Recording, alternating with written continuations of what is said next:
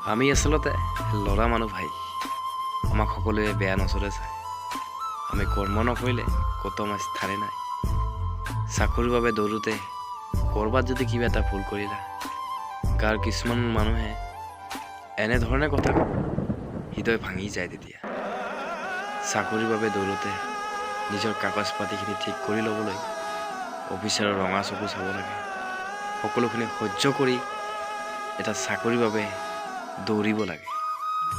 আৰু চাকৰি নোপোৱাৰ পিছত গাঁৱৰ কিছুমান মহিলাই এনেধৰণে কথা কয়, গোটেই দিনটো মদ খাই ফুৰোঁ, ভাং খাই ফুৰোঁ।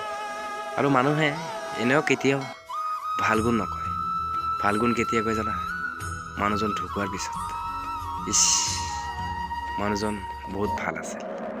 এজন বিখ্যাত ডকাইত ঢুকোৱাৰ পিছতো সিও ভাল হৈ পৰে। মানুহজন ডকাইত আছিল হয়, কিন্তু বহুত ভাল আছিল। এয়াই আমাৰ সমাজৰ মনোভাৱ।